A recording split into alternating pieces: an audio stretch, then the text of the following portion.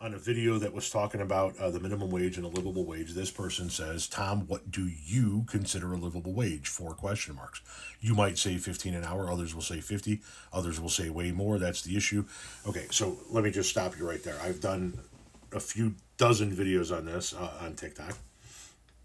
I have always said that a living wage should be calculated based on what the cost of living is in the most expensive part of each state.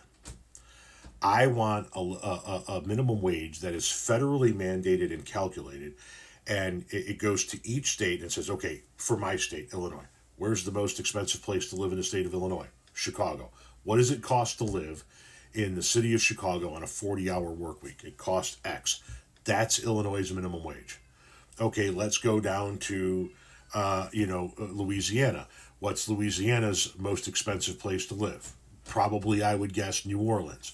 Okay, calculate what it costs to live there. That's Louisiana's new minimum wage. So it's going to be a much higher minimum wage in a state like New York than it is going to be in a state like North Carolina.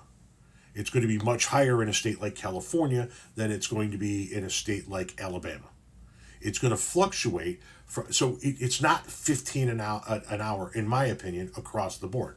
15 an hour, by the way, is what people have been fighting to get to be a minimum wage for like 25 years. So 15 an hour is even iffy in a whole lot of places, right?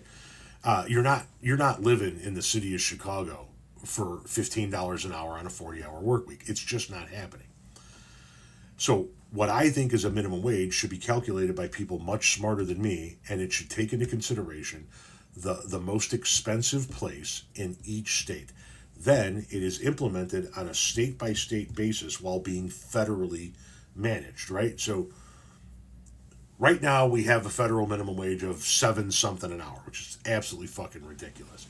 And the law says that every state has to be at that 7 something an hour. States can go higher if they want, but they can't go lower. And so what you see is blue states, in many cases, going higher and having a higher minimum wage, but a lot of the places that still have just say, well, whatever the federal government says is what we have to do, then that's what we're going to do. Usually they're red states, right?